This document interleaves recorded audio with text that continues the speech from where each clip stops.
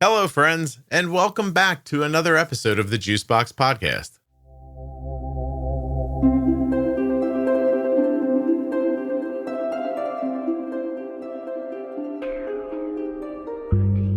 Welcome to my nutrition series with Jenny Smith.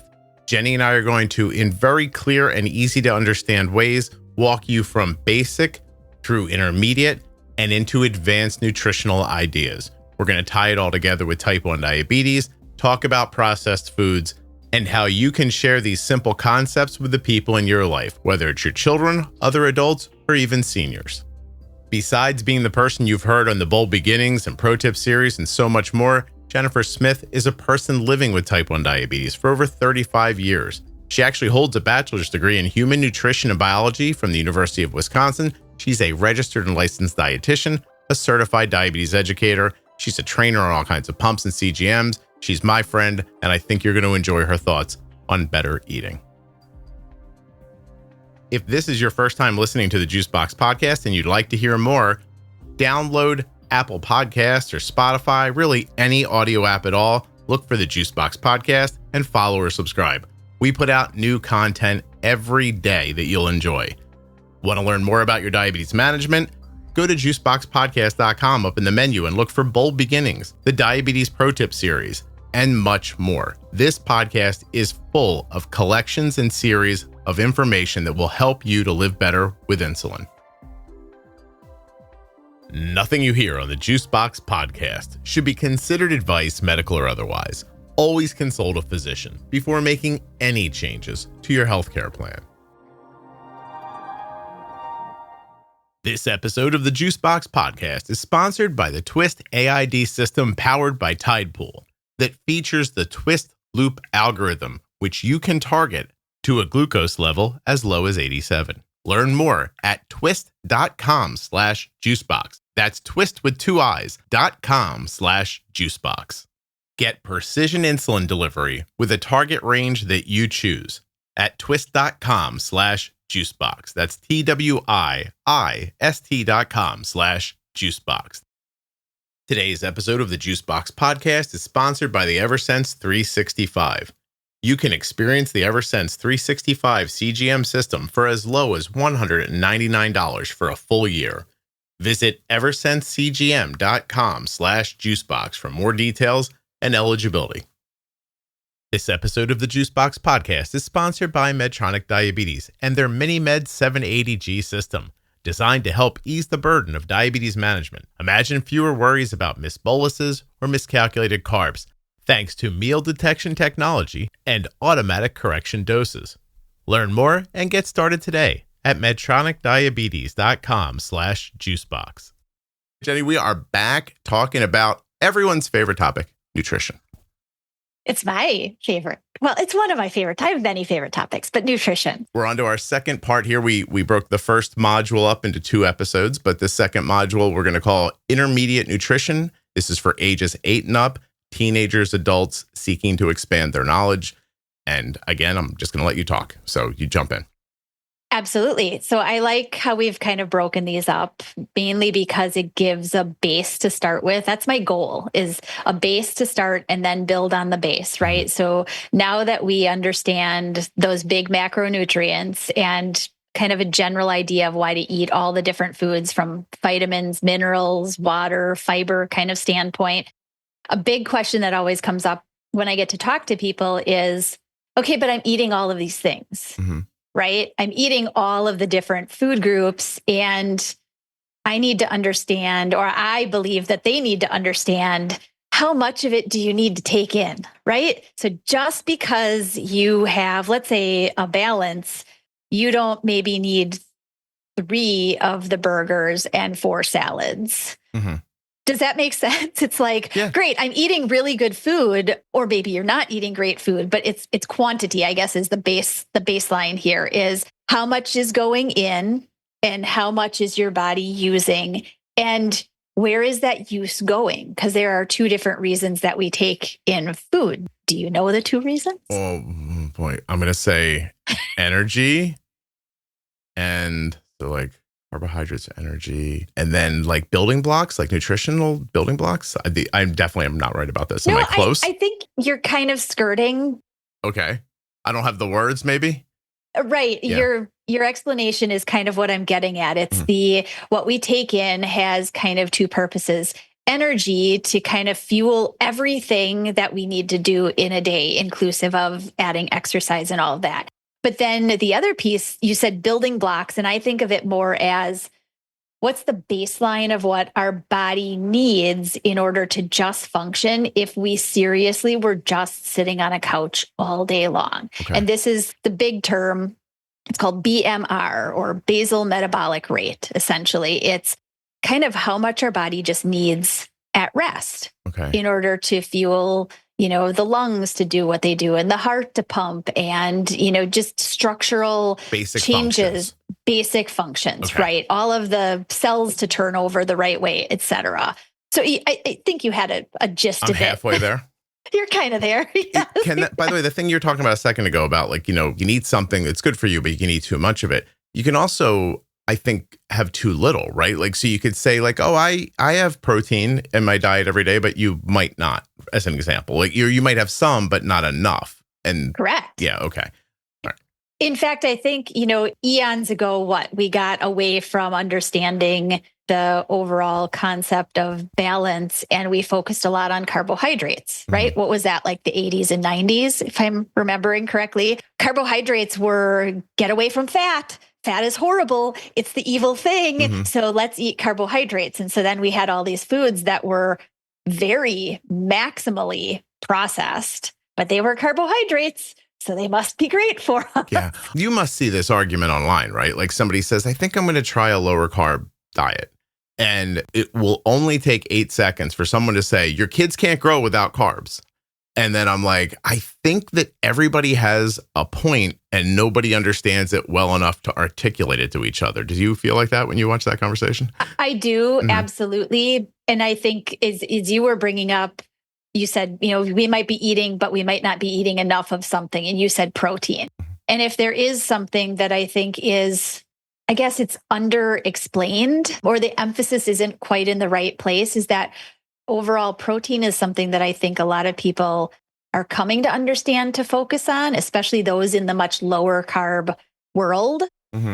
But then they get, sort of slapped in the face like, no, you have to have carbohydrates too. And like you said, the conversation sort of just continues to go back and forth without real explanation. Exactly. It's surface. Each of them has a point. I don't think they have all the information, which I guess is why we're here. So two reasons that we're eating: caloric intake and versus expenditure. Wait, so what is calories can be kind of broken into those two places, right? Like you said, it's what we need to expend because our body is moving and functioning, what we call activities of daily life, right?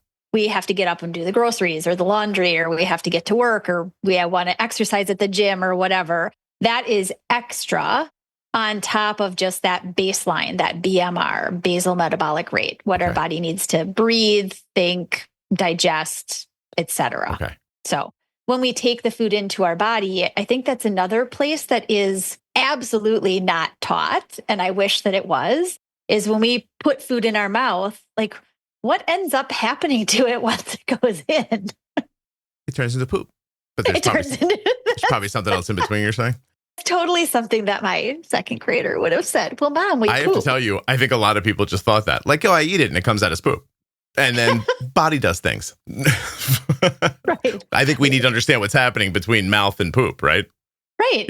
And I mean, I'm certainly chemistry, biochemistry, all of those types of things. You could have a very deep, in-depth 24-hour conversation about all of the different systems and how they work. But really, when we put food in our mouth, we have a quick eating habit in today's world. And our mouth is the first place that digestion starts. And I don't think most people think about that or realize it, but because we've gotten so busy, school lunches, even when I talk about kids, they have maybe 10 to 12 minutes to actually eat their food, and then they're off to the next thing that they do. Well, what is that teaching from an early age? It's shove the food in, maybe chew twice, swallow, and then digestion kind of gets all disrupted. We should actually be chewing the food in our mouth for a minimum of about 15 to 20 chews per bite.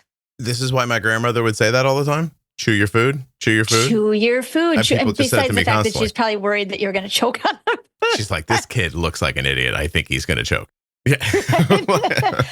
There are a whole bunch of different things that happen in the mouth. I mean, within the saliva, there are enzymes that actually start to break down certain nutrients in the food that we're eating. So that by the time it gets, down your esophagus into your stomach doesn't have to do as much work. Mm-hmm. The process has already begun. And then the stomach churns things up and other things get added into the mix. And then it moves into the small intestine is the next place that food kind of moves. And that's where a lot of really good absorption takes place of what we're supposed to be getting out of the food, which are those nutrients that we initially talked about, right?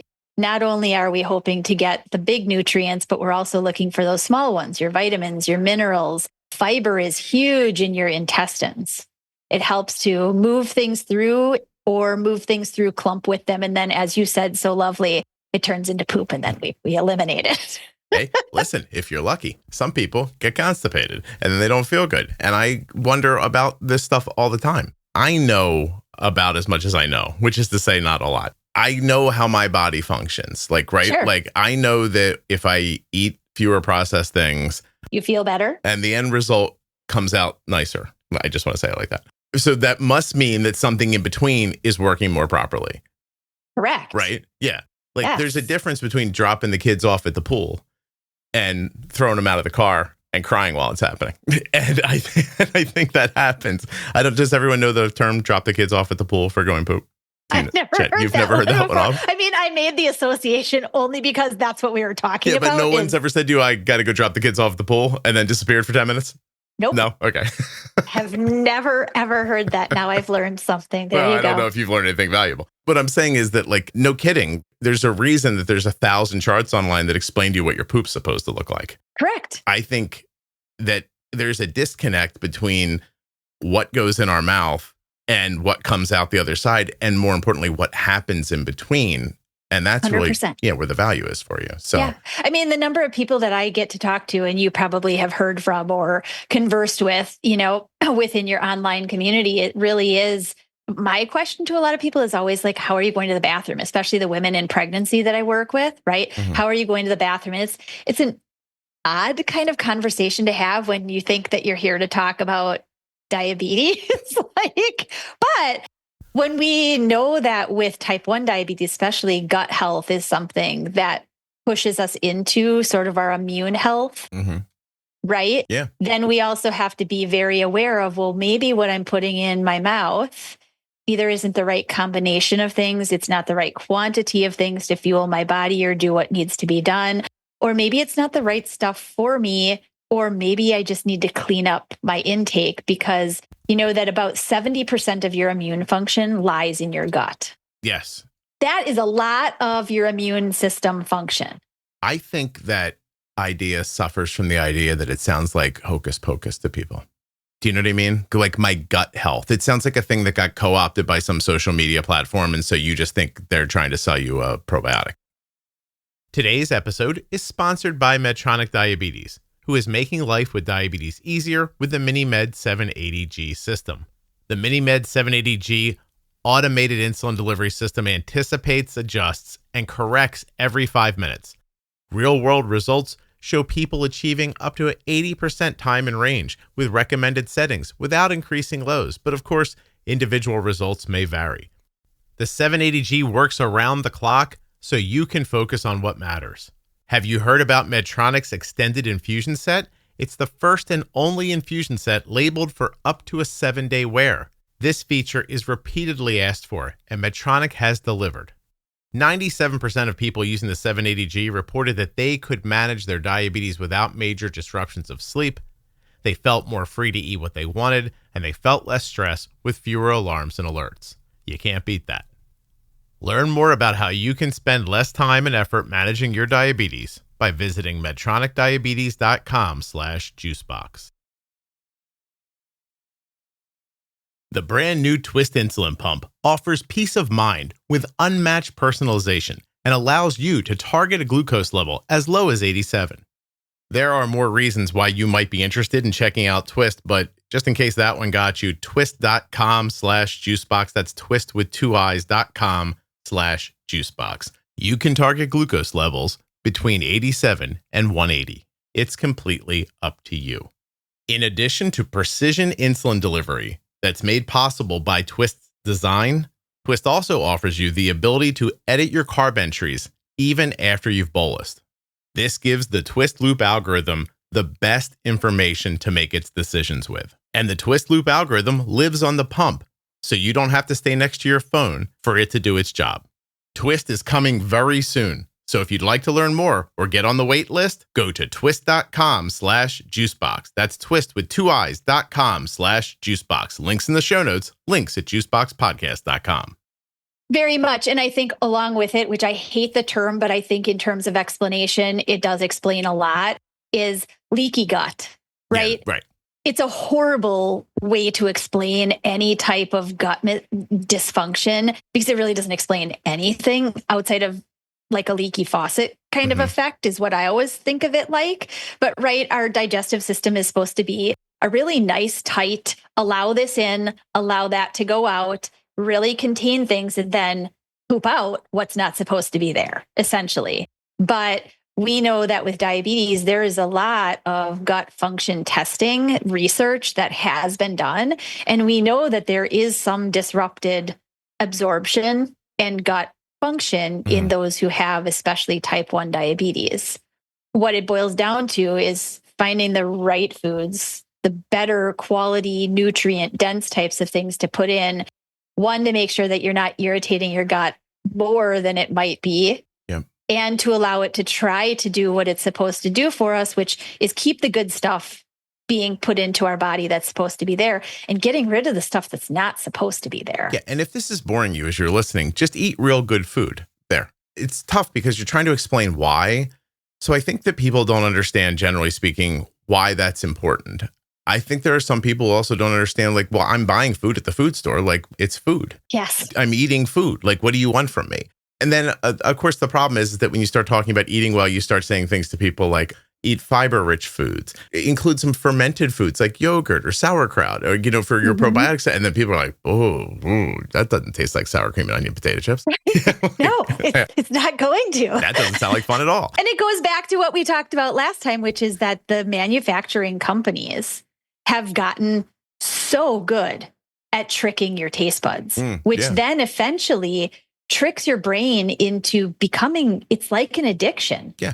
No. It really is. I would draw a direct line between how your phone has you captured and how food has you captured. Yes. It's somebody who went into a laboratory and was like, I'm going to turn a dial here. I'm going to stick a needle in this. I'm going to move this over here a little bit. And I'm going to make it so this person's meat bag cannot resist the thing I'm going to give it to them. 100%. Yeah, right. They've tricked you into scrolling and now I sound like the hippie, Jenny, but like they've tricked you into scrolling and they've tricked you into how you eat. And it sucks because the back end of it, literally and figuratively, is you're not pooping the way you should be. And everything that's going through you is not great. Also, I'll draw a line between sitting and scrolling and not pooping well, but that's another time. Because if you're not moving, like, what did you say to me before we started? Like, we talked about before we started recording that I had a knee surgery, and Jenny was like, just keep exercising, build the muscles around the knee. The muscles will support the knee.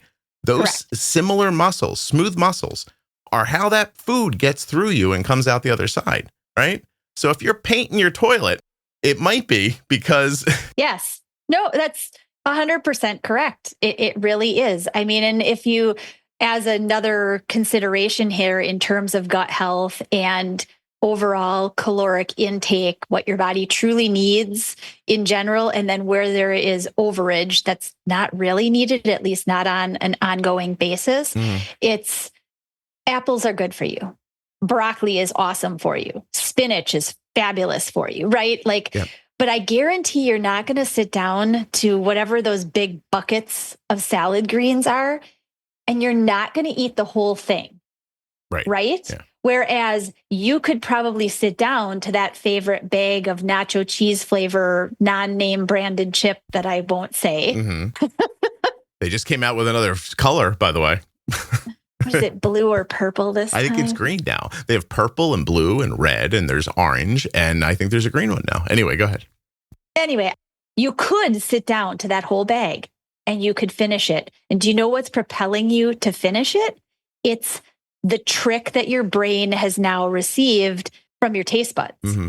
Grab another, get another. And then by the time you're done, you know you shouldn't have eaten that whole bag. You can tell, you can feel it, but you wouldn't feel that way if you even ate 3 plates worth of salad. You'd be like, oh, nope, can't eat more salad. Right. I just cannot eat more salad. Yeah, because somebody didn't sprinkle something on the salad that just makes you the eating version of scrolling, which is like, oh, I can't stop doing this. This is awesome. And eventually it cleans things up when you start moving to cleaning things up. And you may not do it all at one time, or maybe that's your personality and that's the way that you have to do it. Mm-hmm. Right. But it's like the sugar addiction. The whole concept of getting rid of sugar in your diet, meaning not from a kiwi, but from sweet tarts, let's say, right? Is once you break what is a true sugar addiction, you will no longer crave it. Yeah. And the craving is what draws people, and it outsteps what your body is telling you need in caloric value. Sure. Like it's no different than like a drug dealer might say like, hey, here, try this. And then your body goes, woo. And then you get into a position where you're like, oh, I'll do anything. By the way, if you want to be insulted and give yourself a reason to stop eating this stuff that's not health related, somehow over the last 2 years, they've decided that 8 ounces of those chips are worth $10. Oh, I know. I mean, a bag of chips is like $8-9 now in some time. You know what I mean? Mm-hmm. And like, so the game that gets played, right, is throughout the winter when you're sitting around, the chips are super expensive. And then in the summertime, they'll put them on sale. You'll consume the crap out of them. And then you'll stop moving during the summertime. And then you'll be willing to pay $9 a bag for them again. Be insulted by that is what I'm saying. And like, stop eating them just to say to them, hey, fuck you, I'm not doing this. Right. Listen, when I caught my little brother smoking, right, when we were kids, I said, stop for your health. But if you can't stop for your health, I'd stop because somewhere in a boardroom, 10 millionaires are laughing at you for smoking these cigarettes. 100%. You know, just get angry about that and find a way to help yourself. Right. Because I know you're caught now by it. You know what I mean?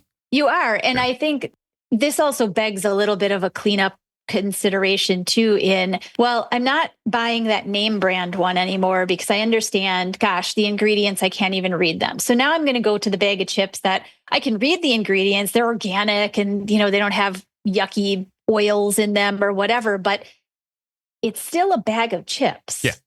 Right. So you may have cleaned up the ingredients, meaning nutrient wise, you're probably getting more than you were from the name branded. I don't care what I put in here as long as the flavor is right. Mm-hmm. You're getting more, but you still don't need to sit down to that whole bag. Yeah. So just as a whole concept, right? The processed nature of things that don't look any longer like the banana or the apple or the broccoli are processed. So eliminate as much processed food from your diet as possible. Correct. And oils that aren't like, I mean, I would only use a cold pressed olive oil in the house. Like I don't have any other oil at this point. I that's not fair. I have coconut oil to make popcorn with. But coconut oil, avocado oil, the olive oil are quality that are not going to be disruptive in the body because the body knows what to do with them, right? Yeah. When we break it down into the seed oils and especially the nasty one, canola oil, right? Mm-hmm. We're looking at, I heard this comment the other day on another thing I was reading through, but it's really like how far from the actual, let's call it food, has the oil come? Mm-hmm. And when we start looking at some of the ones that we should definitely not be including in our intake, it's definitely the ones, canola oil it's so processed that it's rapeseed oil, right? This episode of the Juicebox Podcast is sponsored by Eversense 365. And just as the name says, it lasts for a full year. Imagine for a second a CGM with just one sensor placement and one warm-up period every year. Imagine a sensor that has exceptional accuracy over that year and is actually the most accurate CGM in the low range that you can get. What if I told you that this sensor had no risk of falling off or being knocked off? That may seem too good to be true, but I'm not even done telling you about it yet. The Eversense 365 has essentially no compression lows. It features incredibly gentle adhesive for its transmitter. You can take the transmitter off when you don't want to wear your CGM and put it right back on without having to waste the sensor or go through another warm-up period. The app works with iOS and Android, even Apple Watch. You can manage your diabetes instead of your CGM with the Eversense 365. Learn more and get started today at eversensecgm.com/juicebox. 1 year, 1 CGM.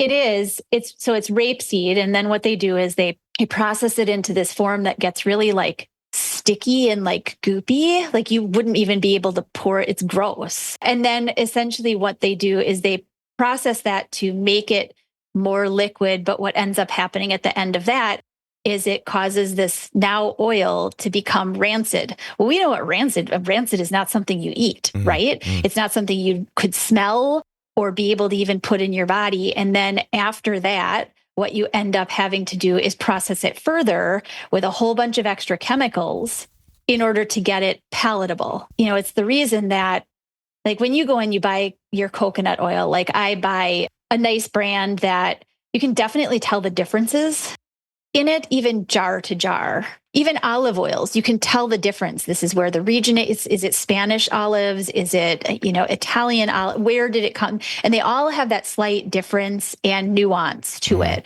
Whereas when you look at the aisle of oil, which is quite big at the grocery store, no matter where it came from, they all look the same. In the late 19th and 20th centuries, rapeseed oil was prized for its high temperature stability and lubricating properties. It was used to grease steam engines and as an industrial lubricant. Traditional rapeseed oil contained high levels of uric acid, which in large amounts was found to be harmful to health. In the 1970s, Canadian plant breeders developed low uric acid rapeseed varieties named canola. It comes from the idea of the wording Canadian oil low acid. That's where you get the word. Oh, look at that. Can-O. So it's C-A-N, Canada, O, oil, low acid, L-A. The new canola oil retained the flavorful cooking and healthy attributes, high in monosaturated fats and low in saturated fats, while being safe and palatable for human consumption. Imagine that I describe my food to you as safe and palatable. And you're like, oh, awesome. So keeping in mind that it's, obviously it's been tested and they're like, it's not going to hurt people enough for us to say no to this. Keep in mind that there's also a level of rat hairs per million that is allowed to be in peanut butter or cinnamon.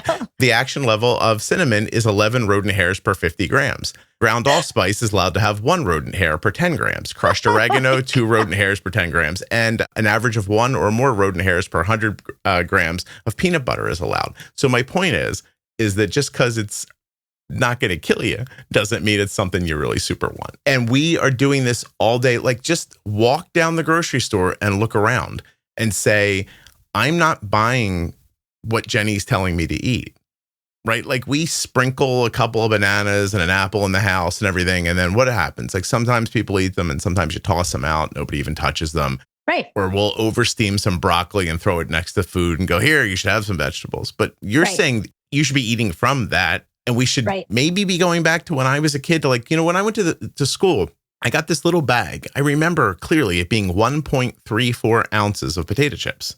Like it was this little tiny bag that my mom would toss in. It was like a treat. Sure. Like I didn't go home and there was another bag of potato chips and another one and another one. So they gave you a little and then they gave you a whole bunch more. And it's killing you or at least hurting your life, in some way, probably shortening it or maybe just making it more difficult. Or listen, maybe you're just in the bathroom, like talking to Jesus. Someone set you up. And now you're part of their money program. They're taking your money and making you less healthy. Yeah. And you can, as you said, going down like the grocery aisles, you can easily not buy probably 97%. I wouldn't go that far with the produce and that kind of stuff. I don't know the percent that you could get rid of, but in the packaged aisles specifically, you could get rid of the majority of what you purchase by just turning it over, looking at the ingredients and saying, you know what, out of all of the rest of the stuff that I can't even read, if it has canola oil, I'm not going to buy it. Mm-hmm.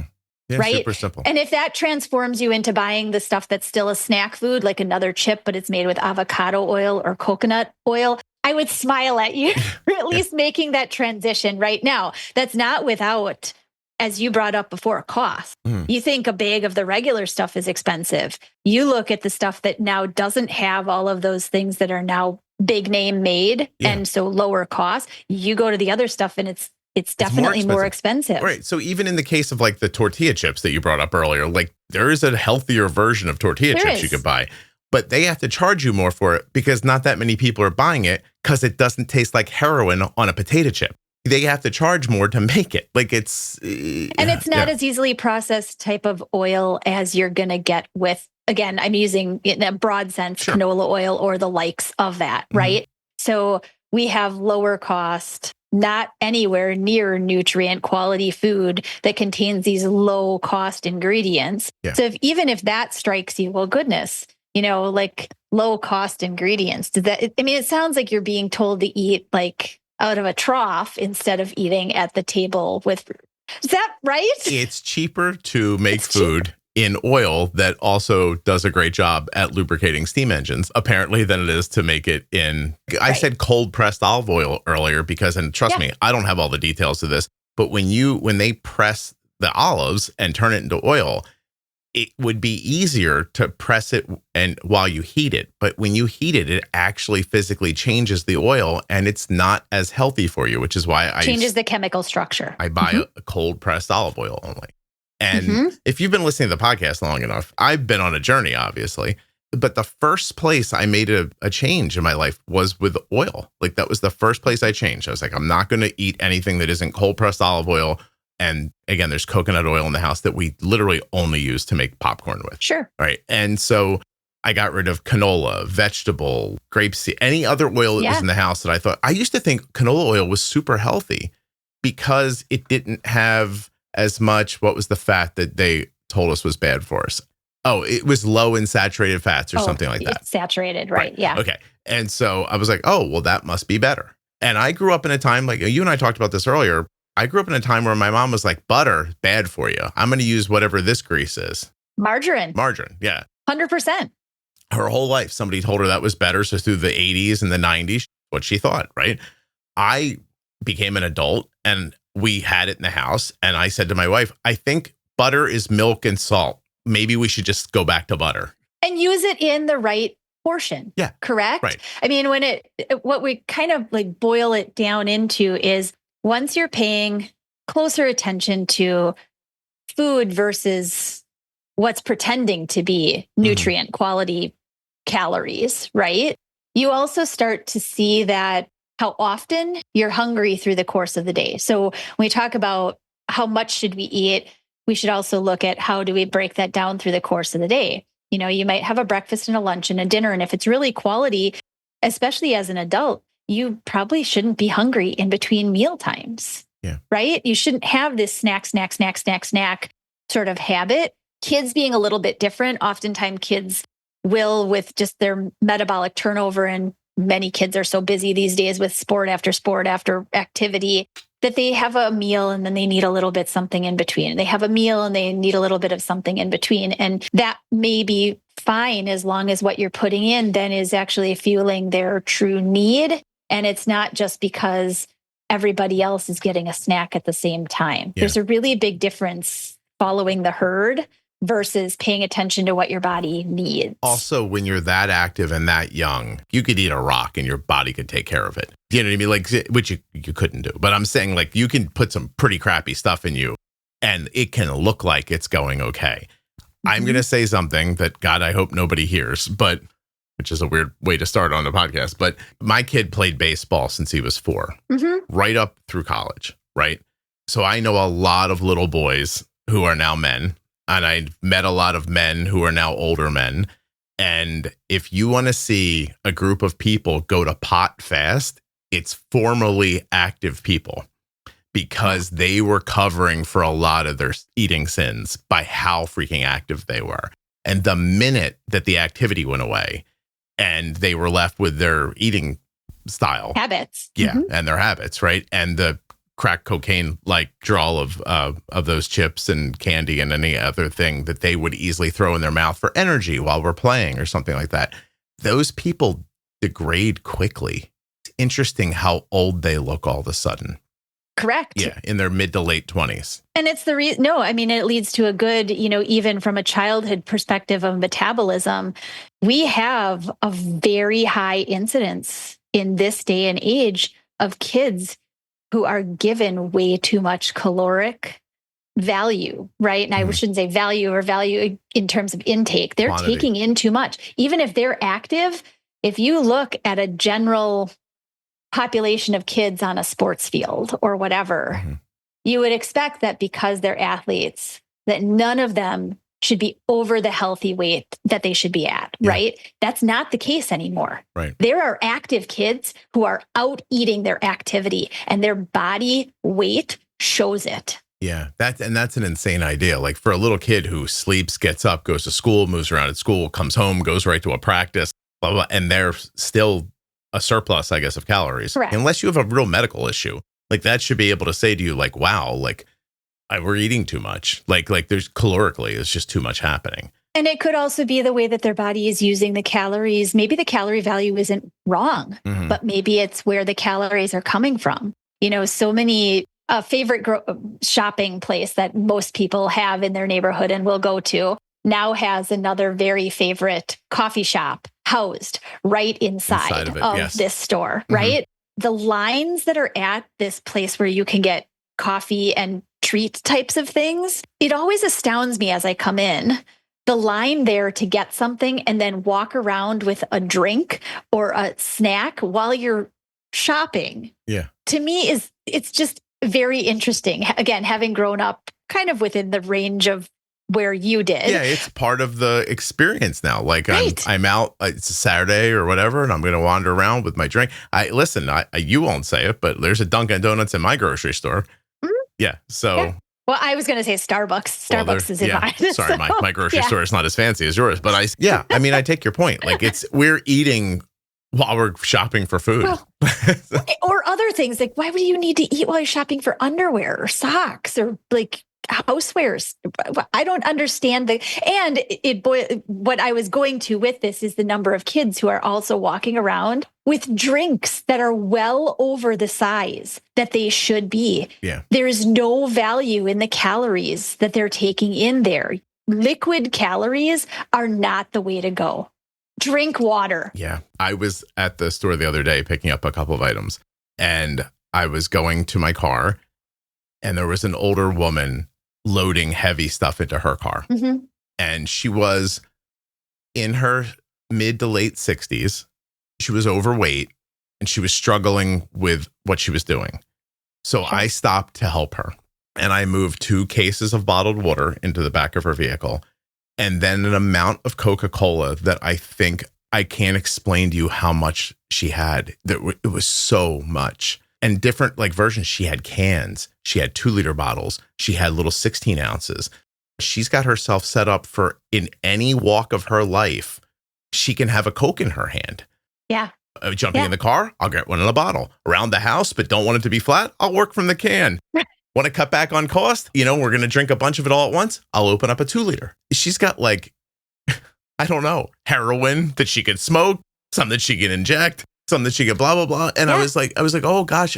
And she's I talked to her. She was lovely. Right. It has nothing to do with personality or who you are as a person, but these are choices that make an immense difference. Yeah. I mean, honestly, Jenny, if she had 48 cans of Diet Coke, probably 16, probably 50 of the 12 or 16 ounce bottles and 8 2-liter bottles. I don't know. That's not a week's worth of soda or a month's worth of soda. I think she visited my store on Saturday morning. Oh, you saw her there. I saw her too. I went to pick something up. It was the big thing of salad greens is what I went to pick up because we were all out.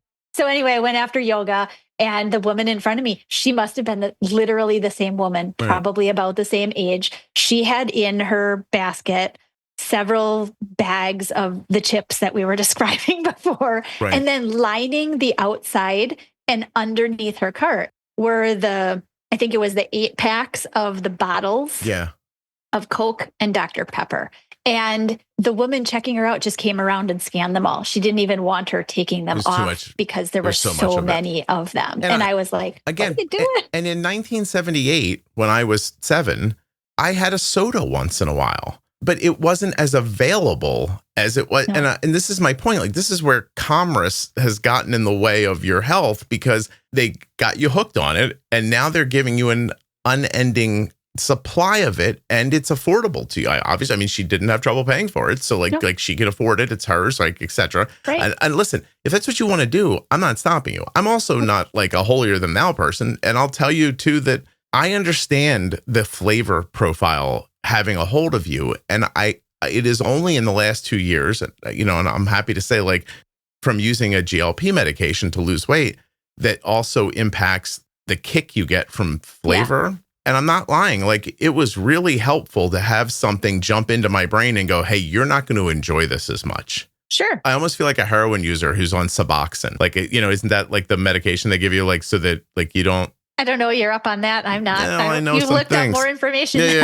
But I was given something that just turned down the zhuzh that I got from eating food, right? And that was really helpful in breaking connections to some of that food. Of course. And so I was sitting there talking to her and helping her unload her car. I wasn't judging her. I just thought, like, oh, this poor lady, like, she probably started like I did, like, oh, we have a Coke on Saturdays with lunch, and then ramped it up and ramped it up and ramped it up till it's got a hold of her, and then they made it cheap for her, and now she's addicted to it. I don't think there's another way around it, right? No, I think, and you said something that is honestly the way that I see it. I used to feel like I was judging, and that's not where this comes from at all. No, I don't feel judgment. I feel bad. And that was my reasoning for wanting to do something within this like nutrition series, is because the information is out there only if you're willing to go to a billion sources to pick through it and get it and understand it. And putting it together in one place, my hope is that I wish I could have talked to that woman. Right. I wish I could have talked to her and just had a good conversation, and not from a judgment, but just an understanding. Like you're wondering what led her to having as much of that as she thought she actually needed. Right. Yeah. To be helpful that's my angle. Listen, if you want to hear from the liberal side of me, I think somebody tricked her into that situation. I think for money. Somebody at a business somewhere decided, if we make this a little more flavorful, a little more zesty, people eat a little more, we'll put a little more salt in it, we'll put a little more fat in it, we'll get them going, and then we'll give them more, we'll make the bags bigger, then you know what, then we'll put the price up and make the bags smaller. And then in my mind, there is no difference between her with that soda and somebody somewhere who's struggling with an addiction to literally like the heroin or cocaine or something like that. Like, somebody was like, here, have a little bit. And then your brain lights up and they go, you want more? You want more? Well, now it's expensive. Right. I don't see the difference. Like, I really don't. Like, so. No, there isn't a difference. And putting it together like that, sometimes that jogs somebody to say, oh, I see now. Mm-hmm. I see how I've been tricked into thinking that this was actually nourishment for my body, when really it's just calorie value that I'm putting in. And from again, going back to like the kid perspective, when you look at how much kids need from an activity standpoint, their caloric needs could be very high, but what we put in as those calories can also make a difference in what their body does with it. Yeah. Does it store more of it, right? I mean, things like fructose that comes not naturally like we find it in fruits, but fructose that's actually been processed and broken down, and our body doesn't actually use it the right way. It's more prone to packing it away and storing it. And then we have kids who, again, they get addicted to a flavor. Mom and dad unknowingly purchase it because, hey, at least Charlie will, eat this. And so then it keeps coming in, and you don't see the damage until they get to be 30 plus years old. Yeah, nobody's doing it on purpose. Like, look at me. I'm 50. Listen, I am 53. And Jenny, we've known each other a long time now. Like, I'm a different person today than I was 2 years ago, right? You are. Yeah, right. Mm-hmm. it's not like I was just like, I figured it out. Like I figured it out very, very slowly over that idea of like, don't eat oils. That was like 8 years ago. I was like, oh, maybe I should cut oil out and we talked about this before we started. So I'll bring it up here because I think it'll help us like button this up. Sure. My mom was not trying to hurt me. Okay. No. But I told Jenny before we started that because she brought up Velveeta cheese. Okay. I was like, is it still even on the market? I don't even know how we got on it. You but can I was still like, buy Velveeta cheese. Yeah. And so for those of you who don't know what it is, I have like a very pleasant memory of a cardboard box that was probably about 9 inches or a foot long and probably 4 inches square. And inside of it, there was a foil thing and it said Velveeta across it. And you unfolded it and then took a cheese slicer and took hunks of cheese off of it. It was not cheese. It was, what do they call it? Cheese food. Cheese food. Which makes it even better. Like food, you're putting it in there like, well, it must be food. It's not, it's cheese food. Like at the movie theater, look at the theater, it's called buttery flavored butter. I forget how they put it at a movie theater, but they can't call it butter because it's not butter. It's not. Buttery flavored something. But anyway, so in my life, Wonder Bread, so white bread, the bread most devoid of any value for you at all, I was given endless access to Wonder Bread, oil that wasn't butter, and Velveeta. If I was being treated very well, they would butter the bread, like put it on a pan and melt the Velveeta inside of it and give me a grilled cheese sandwich. But if no one had time for that highfalutin cooking, then what I would get was the styrofoam bread with the oil schmutz with the Velveeta inside pressed together. And then I was explaining to Jenny that I can right now feel my teeth going through the soft bread into the oil and then breaking off the cheese food and then it all swishing around in my mouth and me going, I love this. Yes. Yeah. This is the best thing that's ever happened to me. Because even at that point, the companies had figured out how to hit your taste buds, right? Right. The bread is soft. So, And my mom is completely sure that the grease that she bought instead of butter is better for us because it doesn't have it's low in saturated fats. And then the cheese, cow, come on. Like, right. So I'm eating nothing real.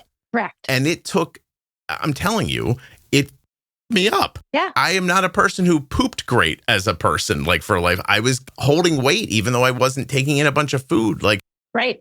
This is a struggle for me. I might live a shorter time because of Velveeta and the other things like that my mom was like, this is food. Right. And now today as an adult, I still have those textural things. Like, right. Like I bite into something and I want it to feel a certain way in my mouth. Like, right. I want it to like, blah, blah.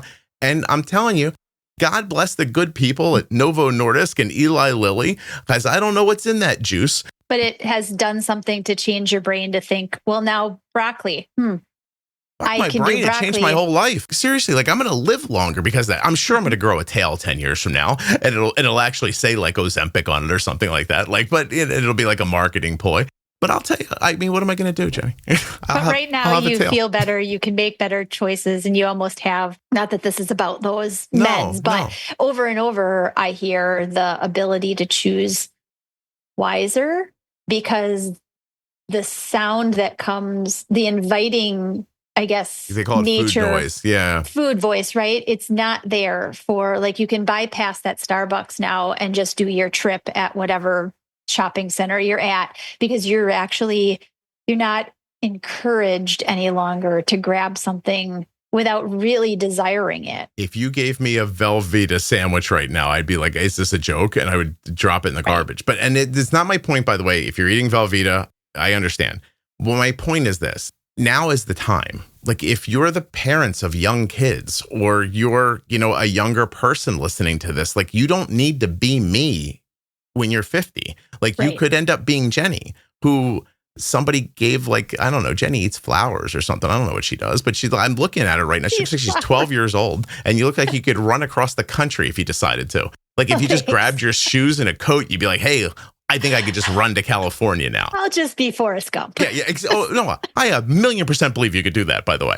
Everything you need to know is I asked Jenny one day, when you go on a car trip and you stop for gas, you don't go in and get food? And she goes, no. And I was like, how do you eat? And she just incredulously goes to me, I bring food with me. And I was like, oh, Oh, that makes sense. I was like, you've never had a Mars bar on the highway? And she's like, what are you talking about? You don't need to be Jenny, but you could make some better decisions. And by the way, all of this would help you with diabetes. Correct. Like with managing insulin and all like the problems you're having. Like, listen, I am proud. I'm not going to lie to you. I am proud to teach people how to use insulin because, and I just heard myself say this on the podcast this morning. If you're not eating in a healthy way, right, I hope that you can find a way to that, whatever that way is. But if you can't, you don't deserve to be eating in a less healthy way and have crazy blood sugars. Like I am here to teach you how to use your insulin and you go apply it to the life that you choose to live. This here is us trying to say, like, you could choose some things that would be easier and better. Would improve. Yeah. Exactly. Right. Yeah. That's all. What did we not do off of your list today that we need to finish this up? I think the only other one that we would need to kind of move back into was the idea of exploring kind of some of the special diets. And the reason I included it here was mainly because of some of the concepts we've already touched on. So I think next time we can add that into more advanced nutrition discussion. Okay. All right. Awesome. Thank you. Well, I kept you long. I apologize. This one. Yeah. Hold on 1 second.